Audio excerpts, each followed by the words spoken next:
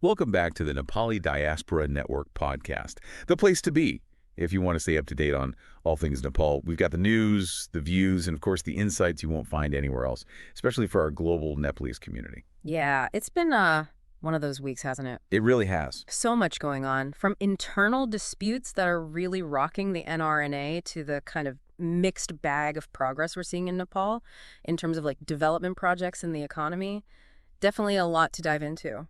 Definitely is. And I think a good place to start is with this NRNA situation. It seems particularly concerning. Yeah. So just for any of our listeners who might not be totally familiar with it, the NRNA is essentially a global network of Nepalese folks abroad, aiming to unify the diaspora and to advocate for our interests both in Nepal and obviously in our adopted countries. Exactly. And it's this very representation that is kind of at the heart of this dispute right now. You see, the NRNA has been kind of grappling with this internal dispute for a while now. To make a long story short, the Supreme Court's Implementation Directorate, which is basically the body that is responsible for enforcing court rulings, has stepped in and demanded the transfer of all NRNA assets. Well, okay. Yeah. So that's a pretty big deal. What triggered this? Well, it's based on a previous Supreme Court ruling that favored a committee led by a former NRNA president, a guy named Shesh Gale. And this committee now is supposed to oversee fresh elections for the NRNA. But here's where it gets a little sticky.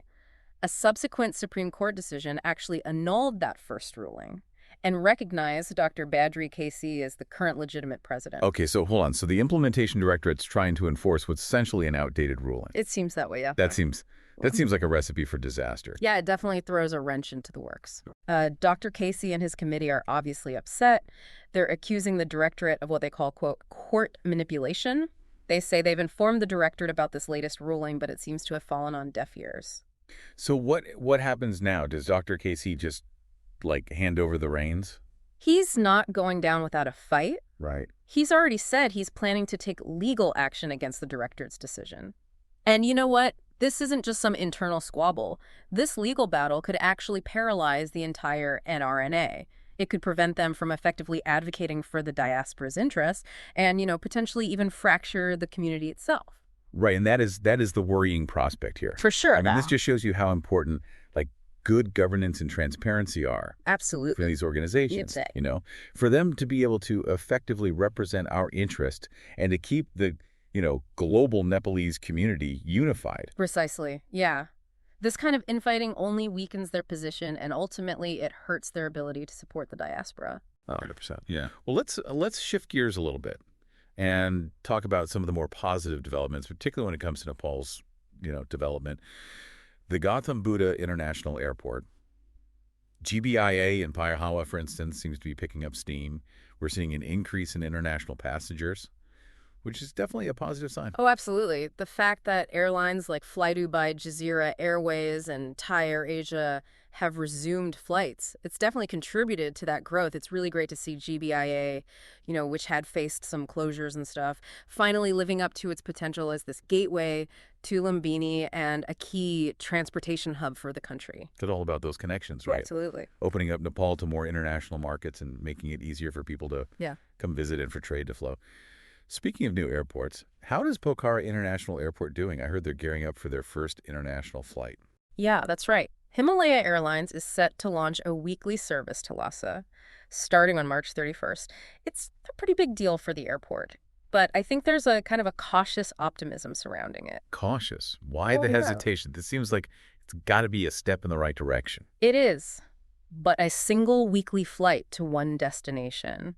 It does raise some questions about, long-term sustainability. Can they really generate enough demand to make this profitable? Plus, we have to, acknowledge the elephant in the room. The geopolitical factors at play here. India's been hesitant to grant airspace for larger aircraft that are flying to these China-built airports, both in Pokhara and Payahawa. And that, adds another layer of complexity to the whole thing. It's like they're stuck between a rock and a hard place. A little bit, yeah. They need more airlines to be profitable, but they're having trouble attracting them. Exactly. It's a tricky balancing act. They need to prove that they're viable while also navigating these geopolitical hurdles. Yeah, for sure. Well, while those new airports are figuring things out, let's not forget about the progress that's happening with domestic travel. I read about this new deluxe AC night bus service from Mustang to Kathmandu. Oh, yeah. That's fantastic news. Especially for anyone traveling to that region. It's remote and stunningly beautiful. Think about what this means for tourism, the easier access for trade, and most importantly, how this improved connectivity will really benefit the people who live in Mustang. It just goes to show how crucial infrastructure development is. Yeah. Whether it's these big projects like the airports or these smaller, more localized initiatives Right. that really make a difference in people's everyday lives. It's all connected. Yeah. And speaking of connections, let's turn our attention to the economic landscape in Nepal. There have been some promising developments there as well. Definitely. I'm eager to hear about those. Yeah. Well, one of the most exciting things I've seen is in the renewable energy sector. Kalagandaki Gorge Hydropower just secured a massive investment, like 29.5 billion rupees. Wow. Yeah, that's a huge sum of money. Yeah. So tell me a little bit more about this project. Like, what does it mean for Nepal's energy landscape? Well, this project is a huge step towards really harnessing Nepal's incredible hydropower potential. It's located on the Kalagandaki River, and it's expected to generate something like 180 megawatts of clean energy. Yeah, that's enough to power a big chunk of the country. Yeah. It seems like Nepal is really taking its commitment to renewable energy sources seriously. Oh, absolutely. And it's not just about these big endeavors, We're also seeing innovation at the grassroots level, like that new processing center in Kavra Well, yeah, that's focused on medicinal herbs. I did read about that. It's fascinating. Extracting essential oils from locally sourced herbs like titapati. I mean, it seems like such a brilliant way to empower those rural communities and tap into, Nepal's natural resources. It really is. This center is a great example of local entrepreneurship and sustainable development. Titapati oil, for example, has a significant market value, and this initiative is going to provide a whole new source of income for local farmers. That's fantastic. It's really encouraging to see these kinds of initiatives, Yeah. taking root. Yeah. Speaking of health, though, there has been some concerning news regarding potential funding cuts from USAI. Right. And you know how this could impact Nepal's healthcare programs. Yeah, that's definitely something to keep an eye on. The finance ministry has already decided to cap the health budget for the next fiscal year at 83 billion rupees, which is actually a decrease, 3 billion less than the current allocation. So even without USAI pulling out, the health budget is shrinking. What implications could this have for, essential healthcare services? It's definitely a cause for concern. Health officials are worried about the impact this could have on those vital programs, particularly the ones focusing on maternal and child health, immunization, nutrition, disease control. These are services that really affect the most vulnerable people in Nepal. It's a reminder that accessible and quality healthcare is just so crucial for Nepal's development. Absolutely. Any kind of funding cuts could really have ripple effects throughout the whole system. And to add to this whole situation, there's that Lancet report predicting a huge rise in obesity rates in Nepal. Yeah, that report is pretty worrying. It predicts that by 2050, half of Nepal's adult population could be either overweight or obese. Half. That's a crazy statistic. So what factors are at play here? And what are the potential health consequences? Well, there are a lot of factors. Changing dietary habits, increased urbanization, less physically demanding lifestyles, and the implications for public health are, pretty major. We're looking at a possible surge in non-communicable diseases, like diabetes, cardiovascular disease, certain types of cancer. So Nepal's healthcare system is kind of facing this double whammy. Funding constraints, and then a growing demand for services because of these lifestyle-related diseases. Yeah. It seems like a challenge that really needs a multi-pronged approach, addressing both prevention and treatment. 100%. It really underscores the need for, a comprehensive healthcare strategy that focuses on promoting healthy lifestyles, improving access to quality care, and ensuring that those essential services are adequately funded. But on a more positive note, let's not forget to celebrate the amazing achievements of the Nepalese women's football team. Yes, their recent performance in the Four-Nation International Women's Championship, getting second place, that was really inspiring. They've climbed to 99th in the FIFA Women's World Ranking. Yeah, that's the second highest ranking in all of South Asia. It really shows their dedication and their talent. And it's a sign of the growing recognition of women's sports in Nepal, something we can all be proud of. And speaking of resources for the Nepalese diaspora. Yes, before we move on, I do think it's worth mentioning a very valuable platform.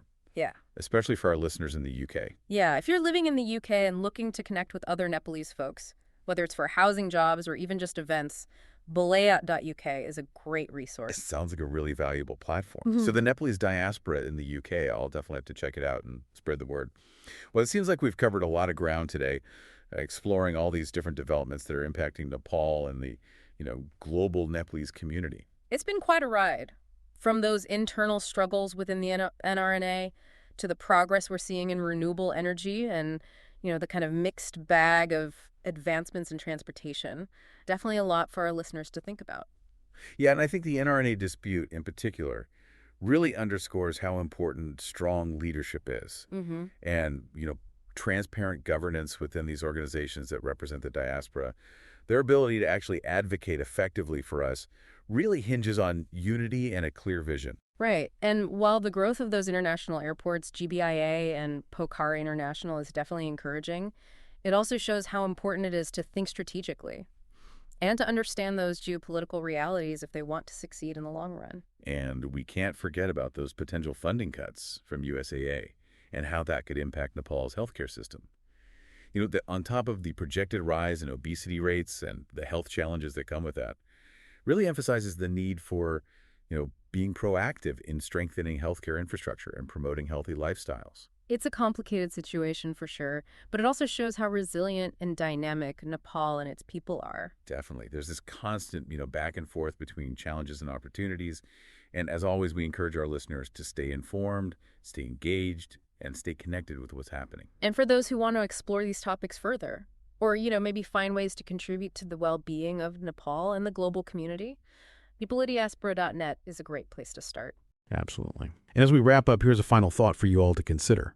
How can we, as members of the Nepalese diaspora, really take a more active role in shaping Nepal's future, whether it's through supporting organizations like the NRNA, advocating for sustainable development, promoting cultural exchange, or contributing to initiatives that are improving healthcare access? We all have a part to play in creating a brighter future for Nepal and its people.